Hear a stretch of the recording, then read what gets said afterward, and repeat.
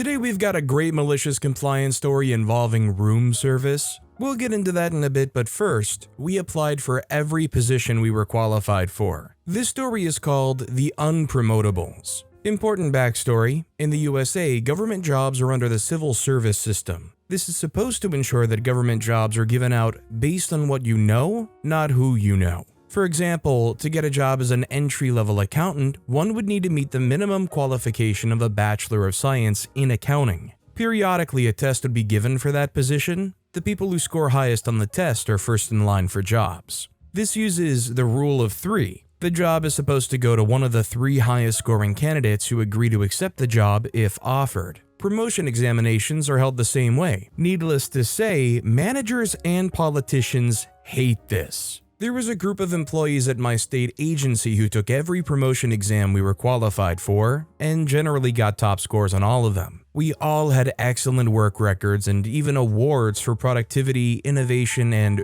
going the extra mile. None of us had any black marks in our personnel files other than maybe a counseling memo. That is basically a slap on the wrist, less than a formal write-up. Boss told employee not to do X ever again. However, we had problems like use of offensive language. We said inappropriate things like, "Why are we doing this way? This is awkward and inefficient. We can streamline this process." Bosses don't like this kind of language. We also brought offensive materials into the workplace, such as, "Look at this. It says right here in Chapter X, Section Y of Z state law, we're doing this wrong." Bosses don't like this either. So now we have a group of highly qualified, motivated employees sitting on top of the promotion lists. The people the bosses wanted to promote were lower on the lists, but if three of us applied, were interviewed and said yes, then the job legally had to be given to one of us. We got to know each other because the lists were available to employees. We started with calling each other, "Did you apply for X promotion?" We sort of became a support group.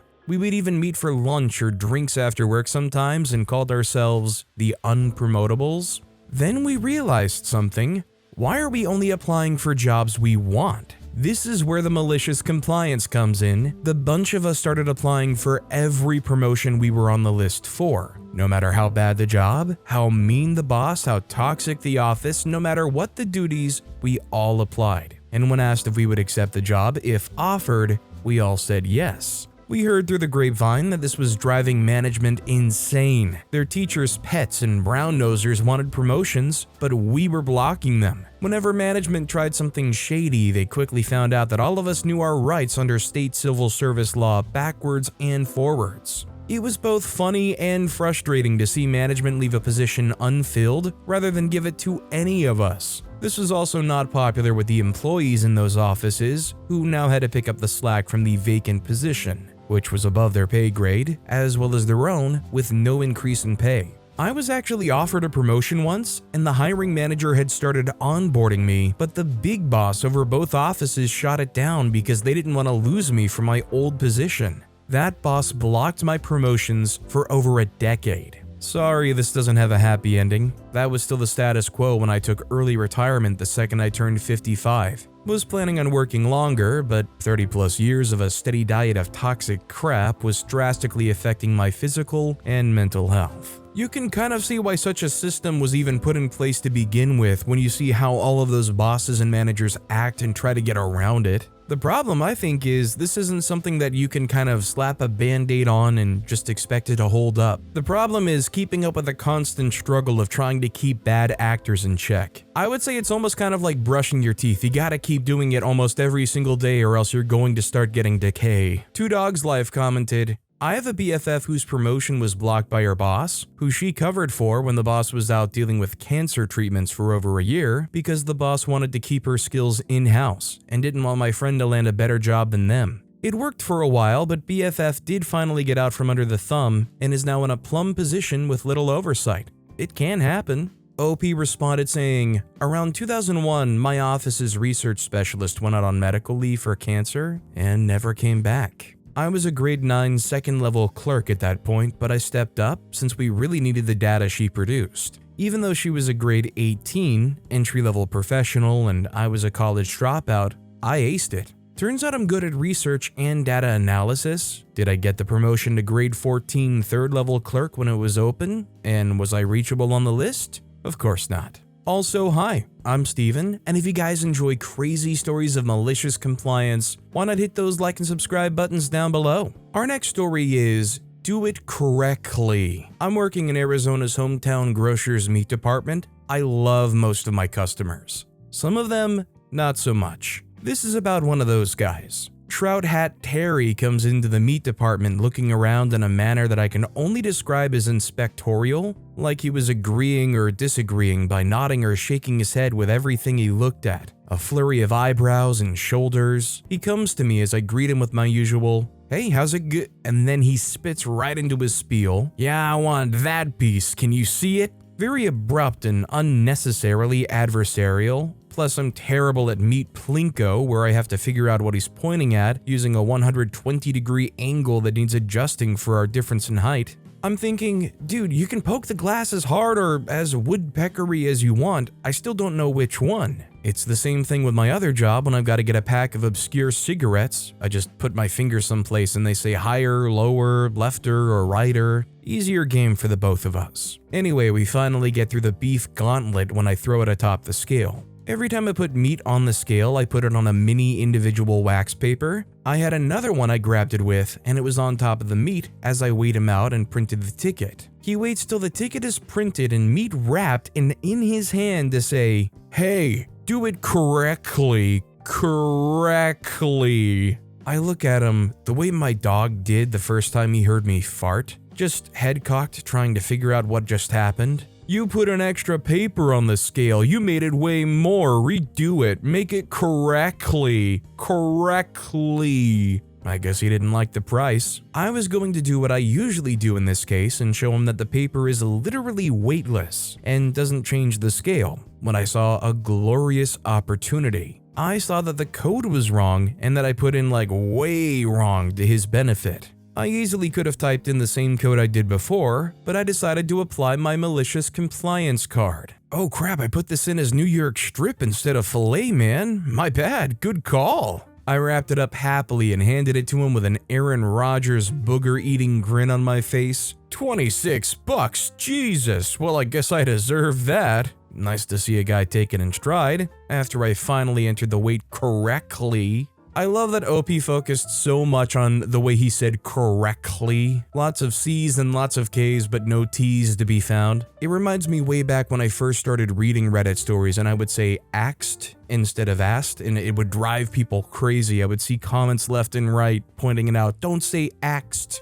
Are you chopping wood or interacting with another human? K1Yko commented, I may be wrong, but the scale is also tarred in a way that the paper is accounted for, at least. I've seen some just say minus 0.001. Either way, the paper isn't going to trigger. Heck, you're more likely to breathe on the scale, and that would be heavier than the paper. OP responded saying, that was his very weak argument, the second piece of paper on top. If I have time one day, I want to ask how many pieces of paper I'd have to put down to register on the scale. I think it's like a bunch anyway, very negligible amount per. Our next story is Maliciously Funny Middle School Compliance. I'm a middle school teacher, and one of my 7th graders is an ADHD kid with a heavily active imagination. He loves working with his hands, so he's always cutting up paper, braiding yarn, etc. We always encourage him to clear his desk for class and at least try to keep the clutter away, and he always does it happily, although he sometimes has a little back and forth. Student, let's start the lesson. Put the yarn away.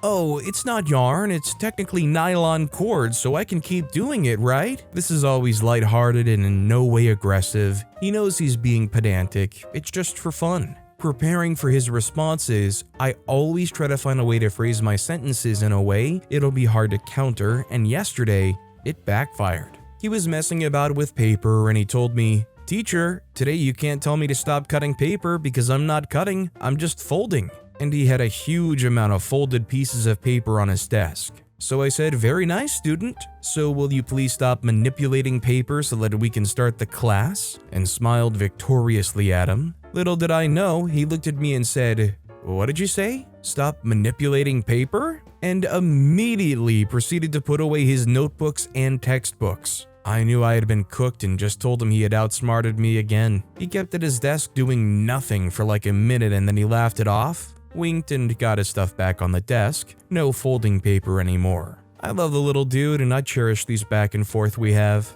I think honestly the problem OP had was even willingly entering into this battle of pedantics. You want to win the battle of technicality, I feel like there's so many layers and loopholes you can dive through and jump over and figure out. I feel like you're just always going to be in this constant lingual back and forth trying to figure out how to outsmart the other. Although, to be fair, it does sound like it's a pretty fun and cutesy thing. Super Mathy commented, "This could easily be my son." His first day at his new school yesterday, he spent a while making a paper airplane to send over the wall to the primary class with a YouTube link to a quantum physics video. The fact that this was appreciated by the teacher says a lot. It's a school that caters specifically to neurodivergent kids. You sound awesome too. It does sound like he's come up with a way to keep his hands busy so he can do better in class. I love it. Our next story is, I have great respect for accountants, but any competent accountant has at least a touch of OCD. It's really necessary for them to do their job properly, but some have more of it than most. At one time, we had a controller who really put the obsessive in obsessive compulsive, and she decided that we were a little too fast and loose with the company credit card, which we were at that point, so she created a payment request form and wrote a policy to go with it. The form wasn't unreasonable, in fact, we still use it today.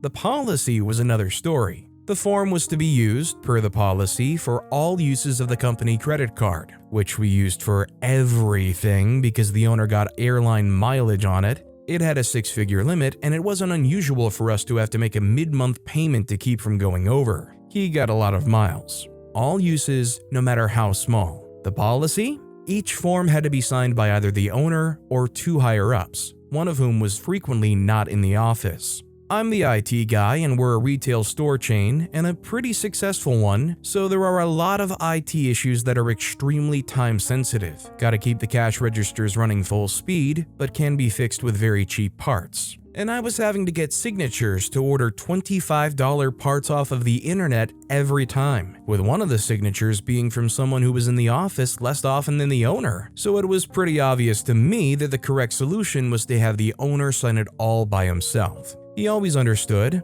All I had to do was tell him the cash register was down and he got it. I do like working for smart people. Until the 3rd day, I took the 3rd form into his office within an hour or so for his signature because one of the other 2 people who could sign was out of town. He told me he would look into this as he signed it, and as I walked by the controller's office on the way back to mine, he was already there having a very polite, they were both professionals, conversation. And from that day forward, the executive VP, who'd been around from the beginning as was trusted as much as the owner's own family, could sign my form all by himself. And now I have signature authority up to $500, as well as my own company credit card with a much smaller limit. I feel like if I were in a position like this, I would be frustrated, but I would kind of see it as just like a power through it, and hopefully the people around will also get annoyed enough because you're just trying to get it done that eventually they'll come around to fixing the solution, or if you make enough of a stink about it, it becomes a common sense thing. But like OP said in parentheses earlier, you kind of have to work for the smart people. Some people either just don't care enough to fix things like this, or it's a very scary alternative where you realize the people you're working for aren't even smart enough to understand the importance of just letting OP handle these things. Jupiter Daytime commented, I repair commercial cooking equipment. Whenever a Chick-fil-A is in the process of changing franchisee, we often run into a list of repairs, including the grills. And I always find the person in charge using their personal credit card because of the points or mileage. I think it's a really good idea, especially since they're getting reimbursed and then getting extras on top, but having multiple signatures seems excessive. The company I worked for technically requires authorization over $50 USD, but they haven't actually enforced it since it's been added because unless we're buying screws or hardware, it'll always be over $50. Storm Beyond Time commented, I think it's nice to have the option, but there's a lot of people who cannot afford to essentially give their employer a loan until they get reimbursed. Some companies are good at reimbursing within a few days, but others take 6 to 8 weeks, and they reimburse principal, not interest. And there's the crappy employers who will try to go radio silence on ex-employees if they haven't gotten their reimbursement by the time they quit, are fired, or laid off. Our next story is, drive up?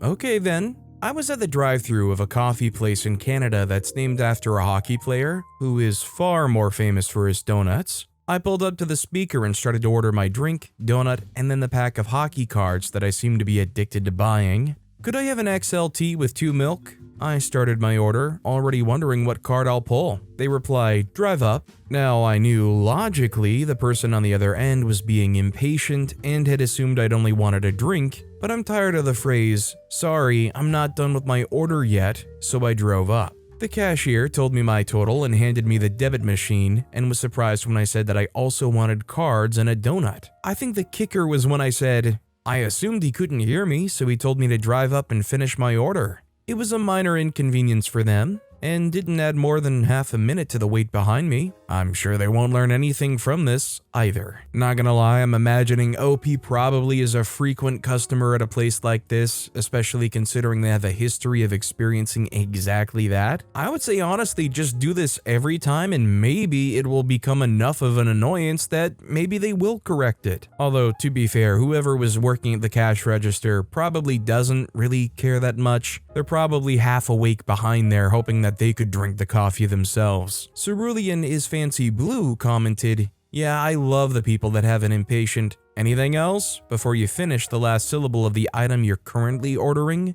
Things can get pretty slow for me at that point. I started to associate the rushed order taking with incorrect order fulfillment. And I don't have the time to drive back around. The people who can't be bothered to listen are the ones that freak it up the most. I miss the days when my daily schedule let me have a nice 30-minute lunch at a table." Our next story is Special Duty Loophole. This happened while I was in the army stationed in South Korea, April 1995 to April 1996. Senior enlisted were throwing a going-away party for the first outgoing first sergeant, who was cool and all, but I was a PFC with no interest in going. Until we were informed if you didn't buy a ticket, you were shanghaied into working special duty for the event. Tickets were based on your rank. E4 and below were $2. Cue malicious compliance. Bought a ticket just to get out of working special duty for this BS hey you detail. Got dismissed from formation, changed into civvies, made an appearance, ate some buffet food, and dipped out.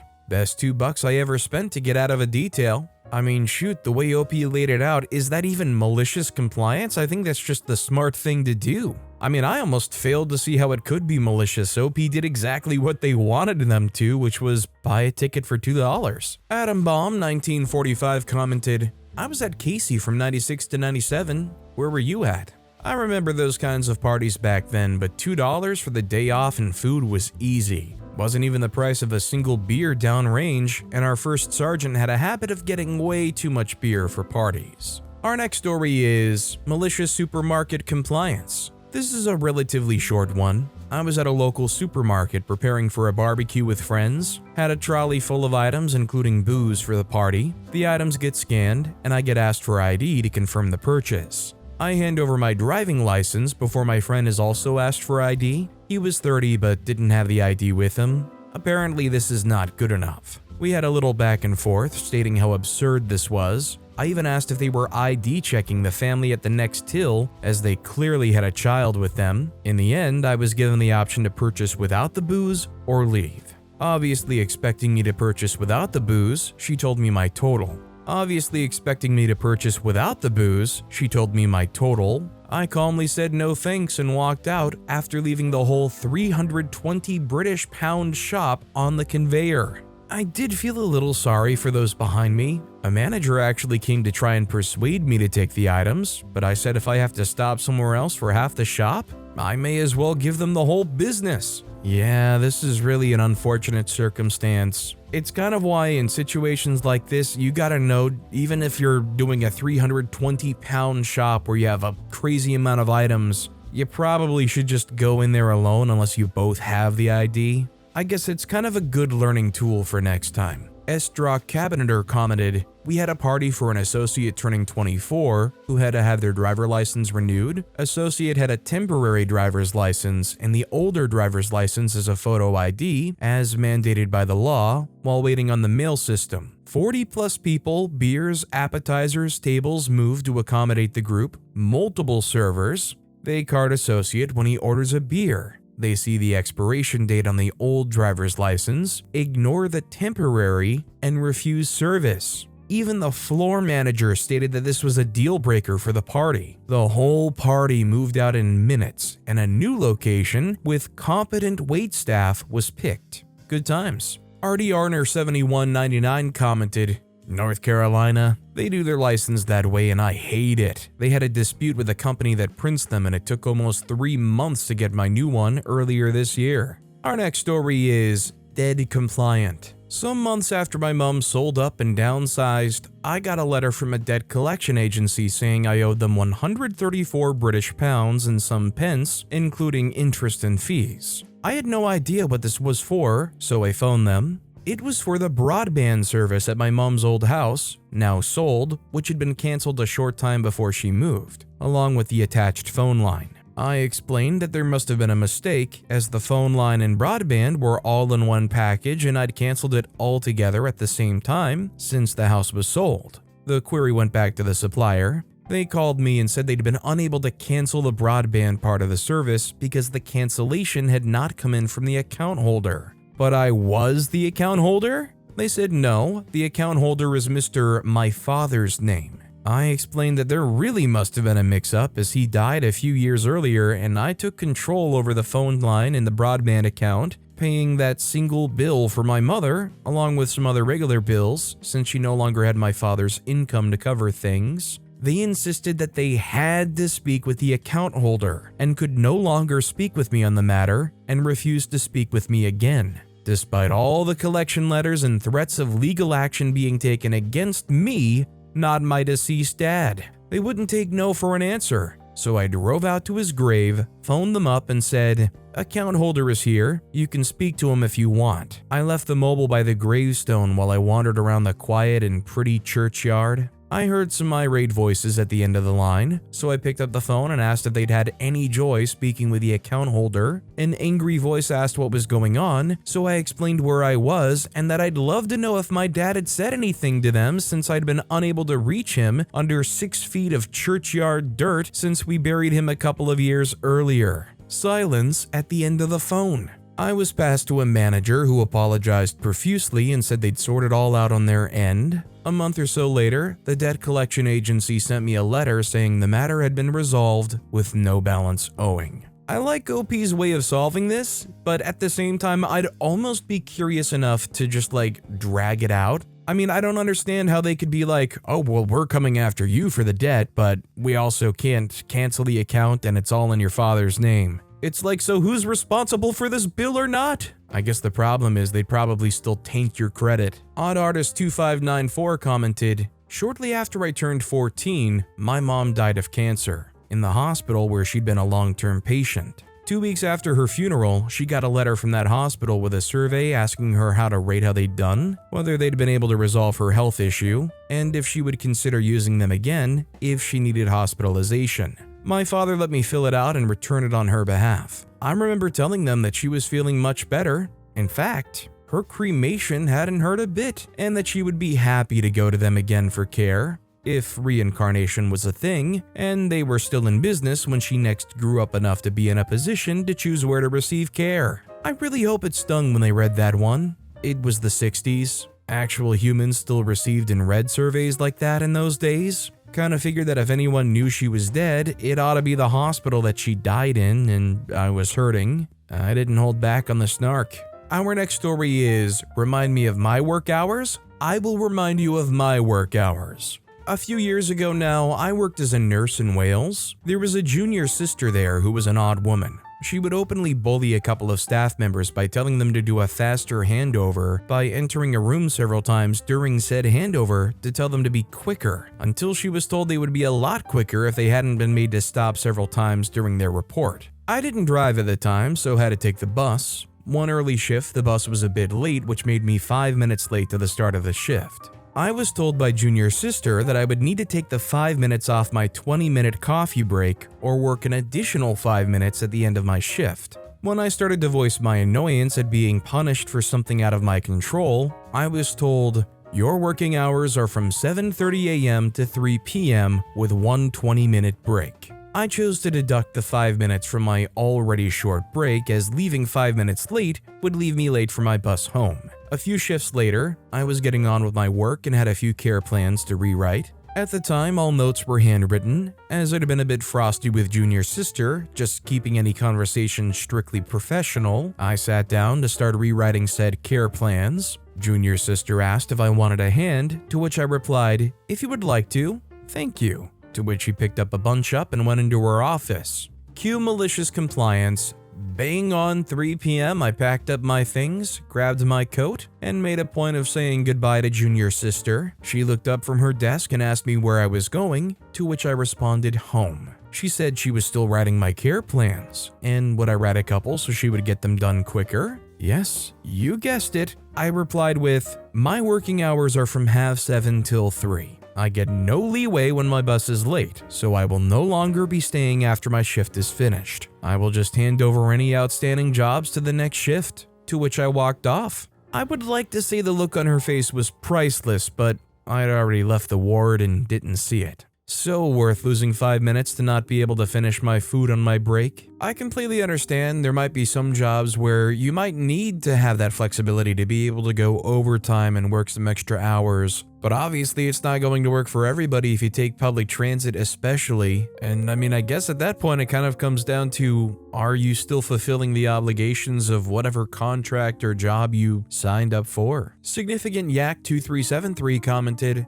"Honestly, this resonates with me. As a former nurse, I've experienced it all and more. I remember taking a patient to an A&E because she had stomach pains. She didn't, we all knew it, but you still had to go through the motions. I worked on a psychiatric ward. Bearing in mind I'd been at work at 7 a.m. and was due to finish at 8 p.m., I hadn't had a break as I'd been stuck at A&E. It got to 9 p.m. and then 10 p.m., then 11 p.m. They wouldn't send anyone to relieve me. I was due to work another long day the next day. Needless to say, I did not go to work the next day. Staff asking why I wasn't there. Are you freaking kidding me? Nursing sucks. I would never recommend it as a career to anyone. Zero respect for staff." OP responded saying, "I would never recommend it either. All you get is an untreatable degenerative disc problem that impacts the remainder of your life and your own very real mental health issues that you're then made to feel guilty about developing, both while still having to carry on working all around the clock." Our next story is, "Can't order room service unless approved prior?